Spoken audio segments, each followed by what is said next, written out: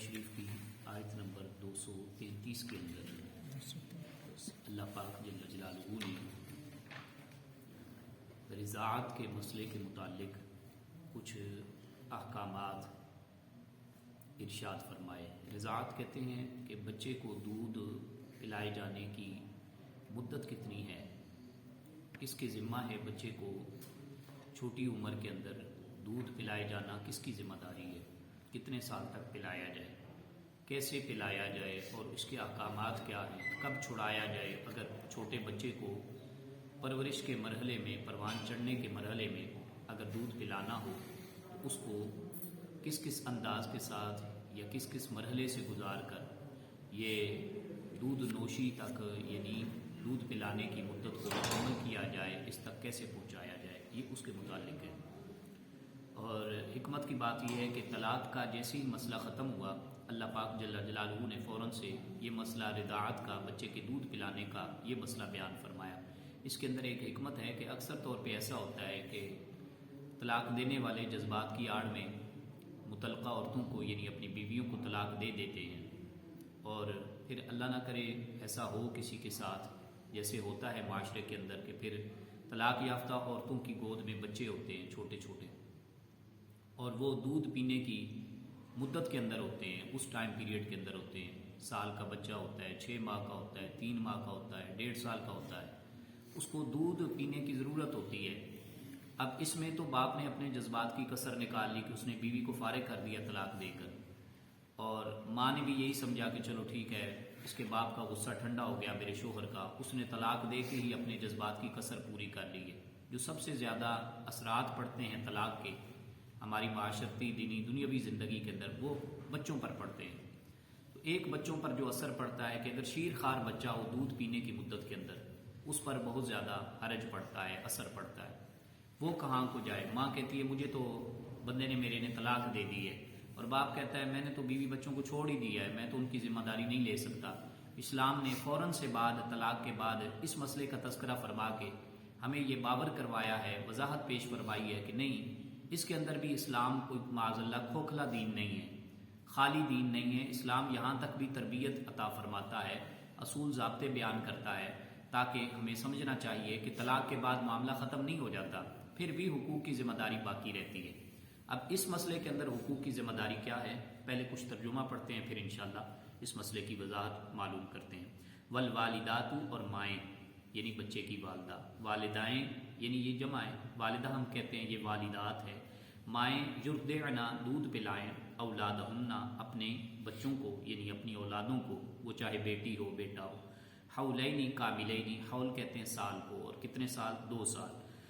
کاملین کا معنی پورے، پورے 2 سال تک وہ اپنے بچوں کو دودھ پلائیں۔ یہ کیا ہر ایک کے لیے ہے؟ نہیں، فرمایا لمن، یہ اس کے لیے ہے، ارادہ، جو ارادہ رکھتا ہو یا نیت بناتا ہو، ان یتم الرضاعہ، یہ کہ وہ مدت رضاعت کو، دودھ پلانے کے عرصے کو پورا کرنے کا خواہش مند ہو۔ یتمہ کا معنی پوری مدت کرنا چاہتا ہو، رضاعتہ کا معنی ہوتا ہے دودھ پلانے کی مدت کو، یعنی وہ چاہتا ہو کہ بچے کو دودھ پلانے کا یہ ٹائم پیریڈ میں کمپلیٹ کروں، اسے مکمل کروں۔ تو شریعت کیا کہتی ہے، پھر اسے چاہیے کہ اگر اس نے ارادہ کر ہی لیا تو وہ 2 سال تک بچوں کو دودھ پلائے، یہ ان کا حق ہے۔ وَعَلَى الْمَوْلُودِ لَهُ رِزْقُهُنَّ، اور جن کا بچہ ہے یعنی وہ والد پر، جن کا بچہ ہے، جس والد کا بچہ ہے، جس کے نطفے سے وہ پیدا ہوا ہے بچہ، اس والد پر ہے رزقہن، ان عورتوں کا۔ کن عورتوں کا؟ یعنی اگر حقیقی والدہ ہے تو اس عورت کا، یا اگر دودھ پلانے والی کوئی دائیا ہے، اس کی رضائی ماں ہے بچے کی جس نے دودھ پلایا ہے، یا کوئی دائیا ہے، تو اس عورت کا اس بچے کے والد پر ہے کھانے کا انتظام، یعنی اشیاء خورد و نوش کا انتظام، یہ بچے کے والد کی سپرداری دین نے بیان کی ہے۔ وَكِسْوَتُهُنَّ، اور کپڑوں کا انتظام کرنا ان بیویوں کے لیے، وہ حقیقی والدہ ہے یا دائیا ہے یا کوئی عام رضائی والدہ کی صورت میں کوئی بچے کو دودھ پلا رہی ہے، یہ بچے کے والد پر حق ہے، بالمعروف ہی، دستور کے مطابق۔ اس دستور سے مراد لے لیں ہماری دنیاوی روایات، جیسے ریت روایت کوئی چل رہی ہو، یا اس سے مراد لے لیں شرعی دستور لے لیں. اب شریعت نے تو یہ چھوڑا ہے ہمارے دنیاوی دستور پر. شریعت نے یہ نہیں کوئی کہا کہ کپڑوں کے 2 جوڑے لے کر دو، یا یہ ہے کہ اتنے کپڑوں کے مطلب بنڈل لے کر دو. شریعت نے یہ بھی نہیں کہا ضرور لے کر دو. شریعت نے یہ بھی نہیں کہا پیسے دو.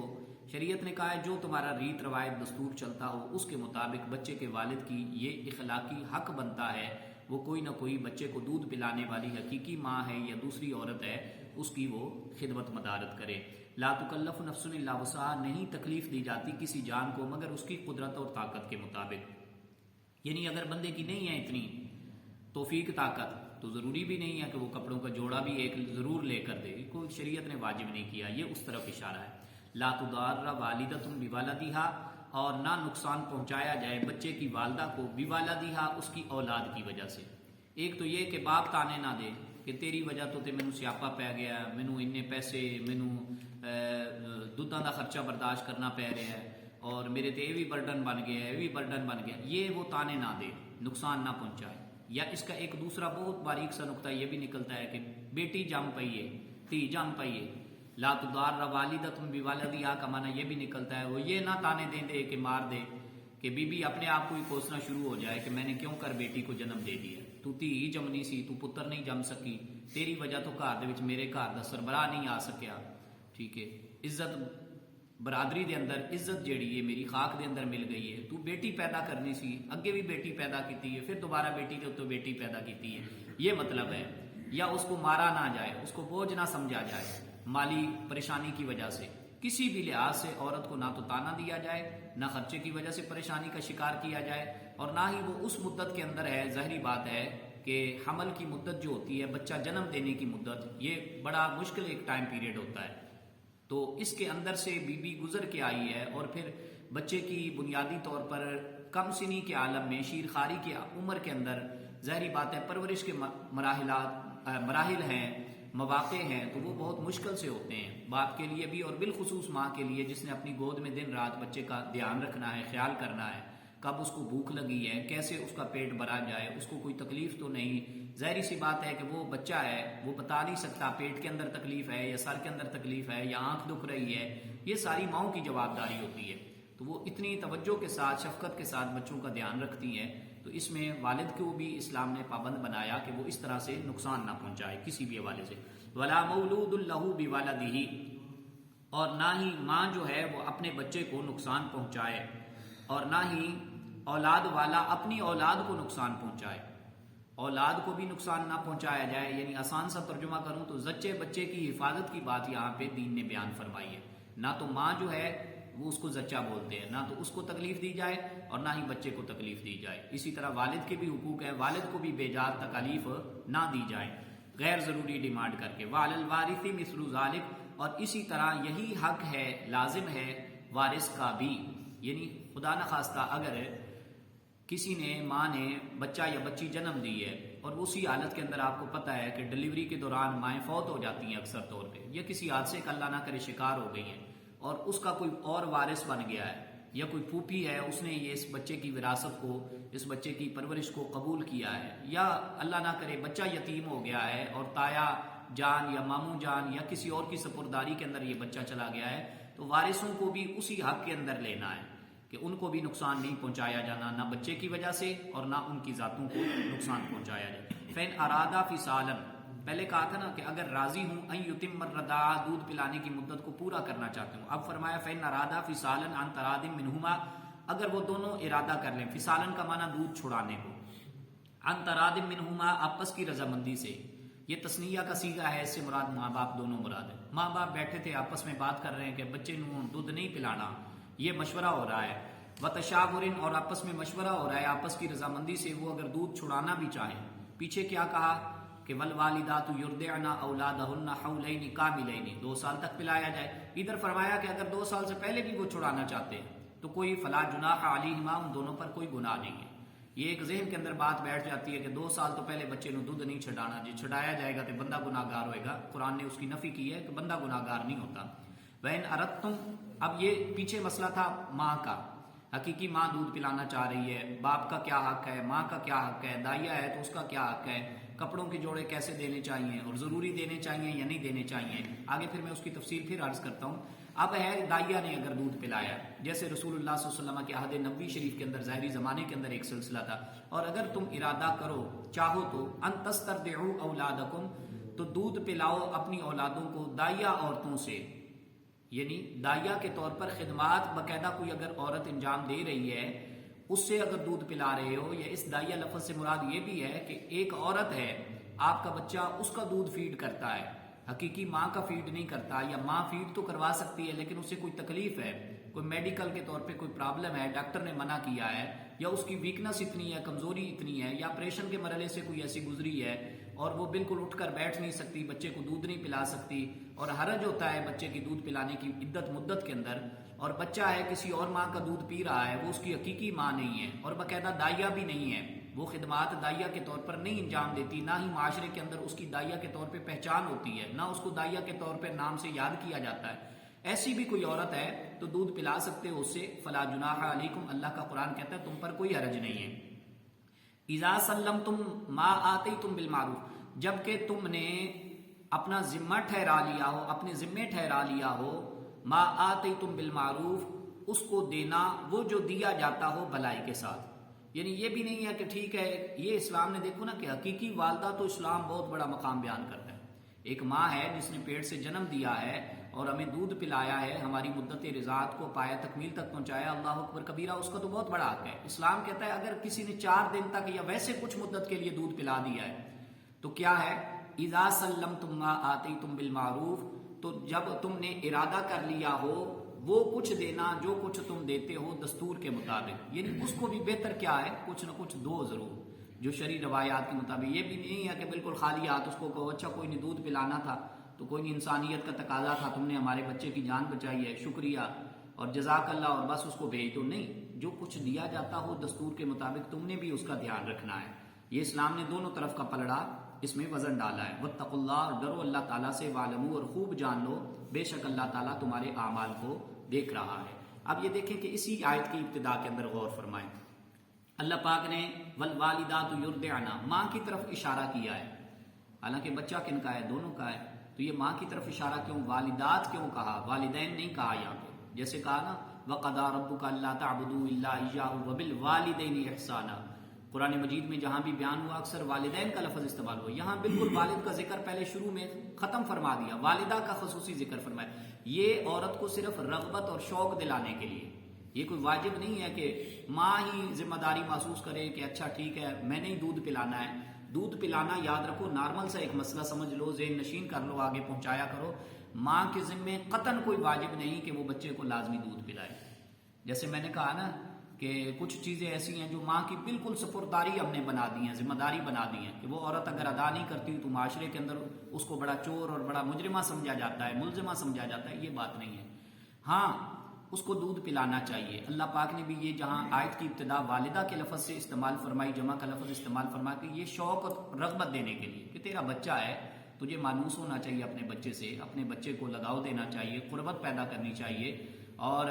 تیرا حق یہ ہے، اخلاقی تقاضا یہ ہے کہ تجھ سے بہتر کون دودھ پلا سکتا ہے، تجھ سے بہتر بچے کی پرورش کون کر سکتا ہے، اس لیے فرمایا نا ماں کی گود سے لحد تک، قبر تک علم حاصل کرو، تو یہاں سے گویا کہ علم تو بعد میں ہے نا، تعلیم و تربیت یاد رکھیں بعد میں چیز آتی ہے، پہلے ہے پیدائش اور پرورش، یہ پہلے 2 مرحلے، ہم اکثر بچوں کے حقوق بیان کرتے ہیں اور لفظ استعمال کرتے ہیں تعلیم و تربیت، بھائی تعلیم و تربیت تو بعد میں شروع ہوگی نا، جب وہ 8-10 سال کا ہوگا، 5 سال کا ہوگا، چلو سکول کی ایج لگا لیں 4 سال کا ہوگا، تعلیم تو یہاں سے شروع ہوگی، اور جب بچہ کچھ سمجھنے لگے گا تو پھر تربیت شروع ہوتی ہے۔ اس سے پہلے کے مرحلے کیا ہیں، پیدائش اور پرورش، پیدائش کا مرحلہ بھی ہوتا ہے اور پیدائش کے بعد یہ شیر خاری کا مرحلہ، اس کو پرورش کا مرحلہ کہتے ہیں، یہ ہم دونوں بالکل نظر انداز کر دیتے ہیں، ماں باپ کے حقوق بیان کرتے ہوئے اور اولاد کے حقوق بیان کرتے ہوئے، تو اسلام نے کہا ہے بیوی پابند نہیں ہے، لا تکلف نفس الا وسعها کا معنی بھی یہی ہے، ہاں اگر بیوی پلا سکتی ہو، یعنی اس صورتحال کے اندر کہ عام حالت کے اندر اسے کوئی تکلیف نہ ہوتا ہو دودھ پلانے میں بچے کو، اور باپ اگر دودھ پلاتا ہے، ماں ظاہر بات ہے نہیں پلاتی، اور باپ پلاتا ہے تو باپ کو قرآن کی روح سے کچھ نہ کچھ خرچہ دینا پڑے گا، اخراجات، یا دوسری عورت کا بچہ دودھ نہیں پیتا، یا دوسری عورت پلانے سے انکار کر دیتی ہے، یا دوسری عورت پلانے سے انکار نہیں کرتی لیکن اس وقت دستیاب نہیں ہے جب بچے کو بھوک لگتی ہو، وہ دائیا عورت ہے، وہ کہیں اور گئی ہوئی ہوتی ہے، یا اس کی کوئی اور ڈیوٹی بھی ہے، دائیا کے کام کے علاوہ وہ کوئی اور ڈیوٹی بھی اور بھی کوئی شعبہ سنبھالتی ہے، تو اس کے اندر بچے کی خورد و نوش کے اندر، خوراک کے انتظام کے اندر حرج ہوتا ہو، تو اب اسلام نے کہا ہے کہ اب زیادہ ذمہ داری بنتی ہے ماں کو کہ وہ ماں اپنے بچے کو ضرور دودھ پلائے۔ باپ بیچارہ اتنا خرچہ نہیں برداشت کر سکتا، بچہ کسی اور ماں کا دودھ نہیں پیتا اپنی حقیقی ماں کے علاوہ، یا وہ دائیا بر وقت جب بچے کو دودھ کی ضرورت ہوتی ہے، بھوک ہوتی ہے، وہ اس وقت دودھ نہیں پلاتی۔ اب اس میں حرج ہو رہا ہے نا اولاد کا، تو اس ضمن کے اندر اللہ تعالیٰ کے قرآن نے ماں کو زیادہ ذمہ داری دی ہے کہ وہ بچے کا حق ادا کرے۔ اگر یہ صورتیں نہیں تین کی تین، باپ اتنی قوت رکھتا ہے، اتنا کماتا ہے، کھاتا کھلاتا پلاتا ہے کہ وہ دائیا کا انتظام کر سکتا ہے اور بچہ بھی دودھ پی لیتا ہے اس کا، اور دائیا کو بھی دودھ پلانے کے اندر کوئی حرج نہیں، وہ ہر وقت پلا سکتی ہے، تو یاد رکھیں اب اگر ماں دودھ پلاتی ہے تو اس پر دودھ کا پلانا واجب نہیں بلکہ مستحب ہے، یعنی کر لے گی تو ثواب ہے، وگرنہ ضروری نہیں ہے۔ ضروری کس پر ہے؟ باپ پر ہے۔ جیسے دارالسکونہ کا انتظام کرنا، یعنی سکونت کا، رہائش کا انتظام کرنا، یہ باپ کی ذمہ داری ہے۔ اسی طرح باپ کی ذمہ داری کیا ہے؟ شوہر کی ذمہ داری ہے حق مہر ادا کرے۔ اسی طرح اور بنیادی حقوق ہے، یہ بچے کی دودھ پلانے کا یہ جو اصل میں سہرا جاتا ہے نا، یہ باپ کے سر جاتا ہے، یعنی وہ چاہے تو کہیں پیسہ لگا کر بچے کو دودھ پلائے، چاہے تو اپنی حقیقی بیوی سے اور بچے کی حقیقی ماں سے وہ دودھ پلائے، یہ اس کی جواب داری ہے۔ اور اکثر طور پر لوگ یہ کہہ دیتے ہیں کہ یہ جی اس پر دودھ کا پلانا واجب ہے، تو دودھ کا پلانا یاد رکھیں واجب نہیں ہے، اور کئی دفعہ ایسے ہوتا ہے کہ دونوں دودھ نہیں پلاتے۔ یہ جو آج کل مطلب یہ ہے کہ ماڈرن قسم کی عورتیں ہوتی ہیں نا، یہ بالکل ہی کوئی مسئلہ نہیں ہے، بس یہ ہے کہ اپنی جسم و جان کا انہوں نے خیال رکھنا ہے اور بچے کو دودھ نہیں پلانا، تو اور پھر دلیل وہ قرآن سے دیتی ہیں کہ جب ہمیں دین نے پابند نہیں بنایا تو آپ کون ہوتے ہیں ہمیں پابند کرنے والے۔ تو ظاہری بات ہے ایسی صورت کے اندر بھی خامند کی نافرمانی لازم آتی ہے، ان حدود کو کراس کر کے خامند کی نافرمانی کرنے کی بھی قرآن نے قطعاً اجازت نہیں دی۔ ظاہری بات ہے اس کے وسائل اگر اجازت نہیں دے رہے، یا اگر باپ خواہش مند ہے میں اپنی حقیقی بیوی سے اس بچے کی حقیقی ماں سے دودھ پلاؤں، تو اس زمانے میں عورت کو یہ ذمہ داری قبول کرنی چاہیے۔ ہاں اگر کوئی مسئلہ ہے، جیسے میں نے بتایا کہ طبی اعتبار سے کوئی مسئلہ ہے، تو پھر وہ دودھ نہیں پلاتی، تو اس میں کوئی حرج نہیں۔ اور کئی لوگوں نے یہ سمجھا ہوا ہے کہ 2 سال تک دودھ پلانا لازمی ہے، واجب ہے، یہ واجب نہیں ہے۔ 2 سال تک دودھ پلانا یہ واجب نہیں ہے، ہاں اگر کوئی پلانا چاہے تو 2 سال تک دودھ پلائے۔ کئی 3-3 4-4 سال تک ماں کا دودھ پلاتے ہیں، یہ سخت گستاخی ہے، سمجھیں دین کی بے ادبی ہے۔ بعض صورتوں کے اندر اکثر طور پہ یہ گناہ گاری کا بھی مسئلہ ہے، تو اس صورتحال کے اندر جب بچہ شعور کی عمر کو پہنچے، 2-2.5 سال کی عمر تک دودھ پی سکتا ہے، اس کے بعد دودھ پلانا یہ سمجھ لیں کہ یہ جرم ہے، نہیں پلانا چاہیے۔ اب اس کے اندر ایک اور باریک مسئلہ ہے، ظاہری طور پر تو آیت سے وہ مراد نہیں ہے لیکن میں بیان کر دیتا ہوں ضمناً، وہ یہ ہے کہ کئی بندے کہتے ہیں کہ ان کا رشتہ نہیں ہو سکتا فلاں لڑکے کا اور لڑکی کا، کیوں جی؟ ان کی رضاعت ثابت ہے، یعنی انہوں نے ایک ہی ماں کا دودھ پیا ہے، تو ایک ماں کا دودھ ظاہری بات ہے کہ پینے سے رشتے اس طرح حرام نہیں ہوتے، بندہ ایک دوسرے کے لیے محرم نہیں بنتا۔ یاد رکھیں کہ یہ رشتے تب حرام ہوتے ہیں جب 2 سال کی عمر کے دوران دودھ پیا جائے ایک ماں کا، تو پھر جس طرح سگے بہن بھائیوں کا حکم ہوتا ہے نا، اس طرح وہ رشتے حرام ہو جاتے ہیں، سگے بہن بھائیوں والا حکم جاری ہو جاتا ہے۔ اگر 2 سال کی عمر تک نہیں پیا تھا، ایک بچے کی جو حقیقی اولاد ہے اس کی عمر 2 سال کی عمر تک، یعنی اس کو کہتے ہیں مدت رضاعت کے دوران ایک ماں کا دودھ پیا ہو اور دودھ بھی 2 سال کی عمر کے دوران پیا ہو، تو پھر رشتوں کی حرمت لازم آتی ہے، ان کو سگے بہن بھائی کی طرح درجہ دیا جاتا ہے، اگرچہ پھر بھی حقوق اور ہوتے ہیں۔ کئی منہ بولا بیٹا جو ہوتا ہے، وہ لے پالک بیٹا جن کو اردو کے اندر کہتے ہیں، وہ بنا لیتے ہیں اور ان کو پھر وراثت میں سے، جائیدادوں میں سے ان کو حق دیتے ہیں، تو قرآن نے ان کی نفی فرمائی ہے سورہ احزاب کے اندر، ادعوہم لآبائہم هو اقسط عند اللہ، فرمایا لے پالک بیٹے اور منہ بولے بیٹے یہ آگے کیوں لے آتے ہو؟ اصل میں ان کا حق یہی ہے کہ ان کو ان کے اصلی باپوں کے نام سے پکارا جائے۔ تو جس طرح وہاں پہ حق بتایا، یہاں بھی یہ حق بتایا ہے اسلام نے کہ اگر 2 سال کی عمر سے زیادہ کسی نے دودھ پیا ہے تو وہ ماں نہیں بن سکتی۔ ماں کون ہوتی ہے؟ رضاعی ماں، کہ جس بچے نے اس ماں کا دودھ پیا ہو اور 2 سال کی عمر کے دوران پیا ہو۔ اب یہاں پہ فرمایا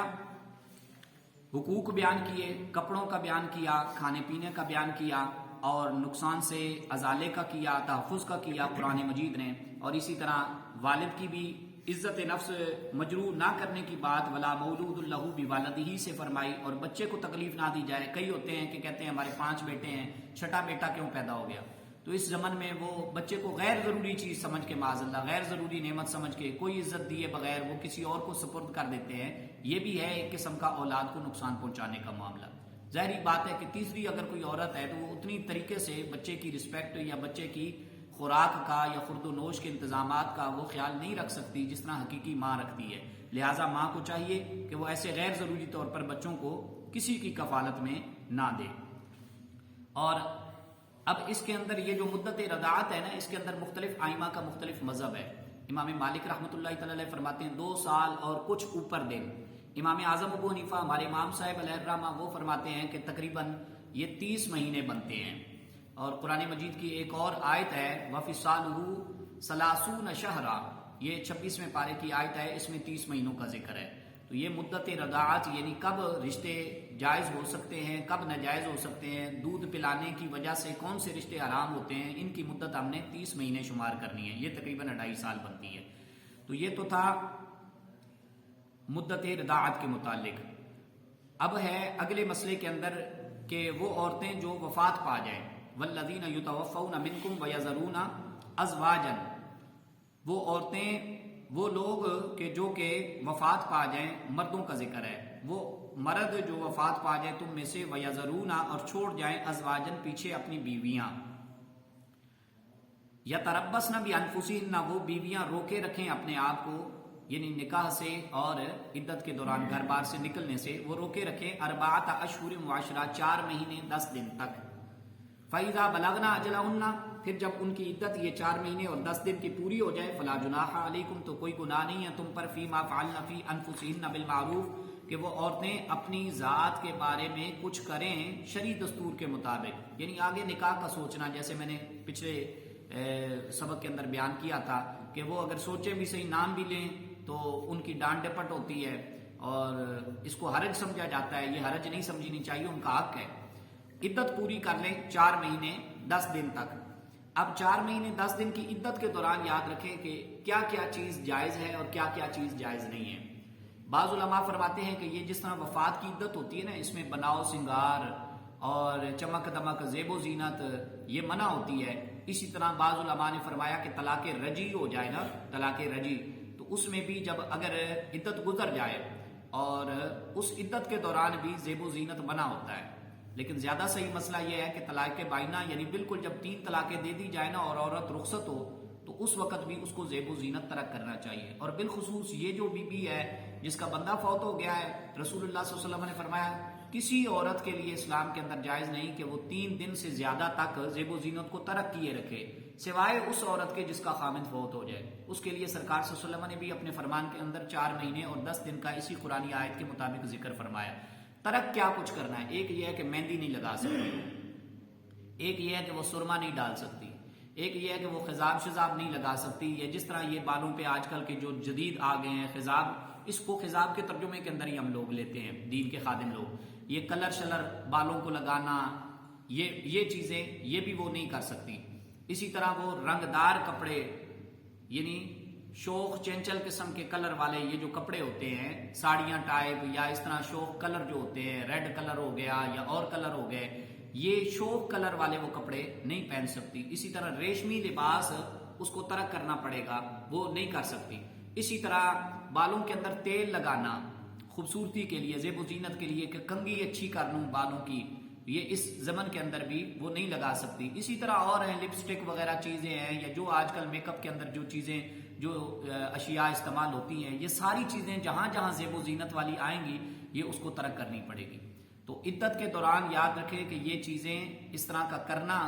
اور سوگ منانا یہ عورت کے لیے اللہ تعالیٰ کی طرف سے واجب کیا گیا۔ اور جو عورت گھر تو بیٹھی رہتی ہے، باہر نہیں نکلتی 4 مہینے 10 دن تک، مگر یہ زیب و زینت کو وہ ترک نہیں کرتی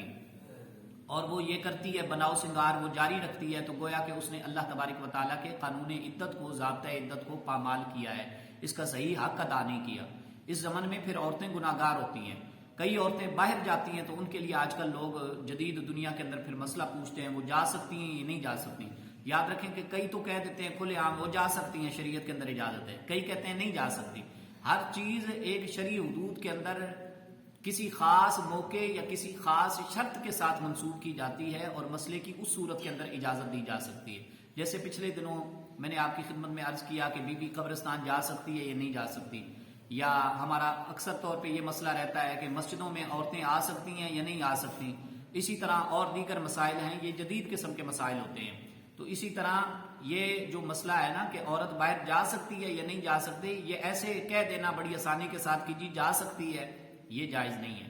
دن کے وقت بھی ایسے نہیں جا سکتی، اس کے لیے کچھ خاص شرطیں ہیں. وہ شرطیں کیا ہیں کہ سودا سلف لانے والا کوئی نہ ہو، کما کر دینے والا کوئی نہ ہو، اس کی اشیاء خرد و نوش کو پورا کرنے والا کوئی نہ ہو، کوئی اس کی بات کوئی میسج تک سننے والا، اس کا پیغام کسی تک پہنچانے والا نہ ہو، وہ بیمار ہو جائے اس کو دوائی لا کر کوئی نہ دینے والا ہو، کسی بھی حالت کے اندر اس کو کوئی تکلیف ہو رہی ہو، یا مثلا مکان کی چھت گرنے والی ہو، وہ عدت گزار رہی ہے، یا اس طرح اس کی صحت کو درپیش خطرات ہیں اور ادھر میڈیکل چیک اپ کا کوئی سسٹم نہیں ہے، یا علاج معالجے کی بہترین سہولیات نہیں ہے اور اس کو ہسپتال میں ایڈمٹ ہونے کی صورتحال درپیش ہے، یا کوئی ظالم جابر بندہ رہتا ہے اور وہ تنے تنہا ہے اور اس کی اولاد ہے اور وہ چھوٹی ہے، یا بالکل سرے سے اولاد نہیں ہے اور اس کا کوئی سرپرست نہیں ہے، سسرالی رشتہ داروں میں سے اس کی کوئی نگہبانی کرنے والا، اور اسے اپنی عزت نفس کے مجروح ہونے کا، ضائع ہونے کا، چلے جانے کا ڈر ہے، یا اپنی جان کا کوئی خدشہ ہے کسی صورتحال کے اندر، تو ان صورتوں کے اندر اس کو وہاں سے نقل مکانی کی، باہر نکلنے کی اجازت دی جائے گی. یا جدید مسائل کے اندر یہ ہوتا ہے کہ اکثر طور پہ جن کے خامند فوت ہو جاتے ہیں نا، ان کے پینشنز کے کچھ سلسلے ہوتے ہیں آج کل، یہ جو جدید مسئلہ ہے، اور یہ جو بینک سسٹم ہے نا، اس کے اندر ایسے قوانین ہیں، ضوابط ہیں کہ جب تک وہ بیوہ عورت خود جا کر وہاں پہ سگنیچر نہیں کرتی، اس وقت تک وہ پینشن کے یہ جو مراحل ہیں نا، یہ پورے طریقے سے صحیح طے نہیں ہوتے. اس صورتحال کے اندر اگر بامر مجبوری، یہ شدید ترین مجبوری کی نیت کر کے، پھر بھی اللہ کے عذاب سے عورت کو ڈرنا چاہیے اور اتنی دیر کے لیے ہی جانا چاہیے جتنی اور دیر کے لیے وہ عورت یہ مسئلہ یہ نمٹا سکے کام. یہ نہیں ہے کہ وہ گئی ہے تو وہ سین کرنے کے بہانے گئی ہے تو پھر ادھر سے سبزی کی خریداری کرنے لگ پڑے اور پھر کسی کے ہاں خوشی غمی کے لیے چلی جائے. تو یہ عورتوں نے یہ جو مسئلے نکالے ہوئے نا لوگوں نے، یا اپنے ذہن کے بلبوتے پر نکالے ہوئے ہیں. کئی عورتیں جاب کرتی ہیں تو وہ کہتی ہیں جاب تو ہمارا مسئلہ ہے، جب شریعت نے اجازت دی ہے سین کرنے کی تو اس میں بھی تو جاب کا مرحلہ تھا. تو یہ ایک مسئلے کو دوسرے پر یہ محدود نہیں کرنا چاہیے، لاگو نہیں کرنا چاہیے. ہر مسئلے کی اپنی شکیں ہیں. زیب و زینت کو بالآخر عورت کو ترک کرنا ہوگا، سادگی کے ساتھ یہ 4 مہینے 10 دن پورے کرنے پڑیں گے. حتیٰ کہ یہ سرمے کا مسئلہ میں حدیث شریف کے اندر پڑھ رہا تھا کہ رسول اللہ صلی اللہ علیہ وسلم کی خدمت میں ایک شخص آیا، اس نے عرض کیا یا رسول اللہ صلی اللہ علیہ وسلم میری فلاں رشتہ دار، بلکہ ایک روایت کے اندر تو ہے میری فلاں بیٹی کو طلاق ہوئی، میری فلاں بیٹی کا شوہر فوت ہو گیا اور وہ عدت وفات کے اندر ہے، تو یا رسول اللہ صلی اللہ علیہ وسلم اس کی آنکھیں دکھ رہی ہیں. اب آپ دیکھو نا کہ اسلام کتنی رعایت برتا ہے کہ اگر بندہ مریض ہو، مرض کی حالت میں ہو تو اسلام اجازت نہیں دیتا کہ کھڑے ہو کر نہیں پڑھ سکتے تو بیٹھ کر پڑھ لو. کتنی رعایتیں ہمارے لیے، روزے کی رعایت ہے، حج کے اندر رعایت ہے، اور نماز کے اندر رعایت ہے، سفری نماز کے اندر ہمارے لیے رعایت ہے. تو ہر چیز کے اندر رعایت ہے. یہاں دیکھو کہ کتنا سخت ہے عدت وفات کا مسئلہ، کہ وہ صحابی رسول علیہ السلام عرض کر رہے ہیں آپ جناب رسالت امام صلی اللہ علیہ وسلم کی خدمت میں میری بیٹی ہے اور اس کے خامند کی وفات ہو گئی ہے اور وہ عدت وفات کے اندر ہے، اس کی آنکھیں دکھ رہی ہیں، اور یا رسول اللہ صلی اللہ علیہ وسلم آپ کا دین یہ کہتا ہے کہ وہ سرما نہیں ڈال سکتی آنکھوں میں اور تیل نہیں لگا سکتی، تو کیا آنکھیں دکھ رہی ہیں تو اس دکھتی آنکھوں کی صحت یابی کے مرحلے کے لیے، یعنی شفا پانے کے لیے کیا وہ سرما لگا سکتی ہے؟ تو سرکار صلی اللہ علیہ وسلم نے فرمایا نہیں. پھر انہوں نے مسئلہ پوچھا، سرکار صلی اللہ علیہ وسلم نے فرمایا نہیں. پھر انہوں نے مسئلہ پوچھا تو تیسری مرتبہ سرکار علیہ الصلوۃ والتسلیم کی بارگاہ سے یہ جواب ملا نہیں، اس لیے کہ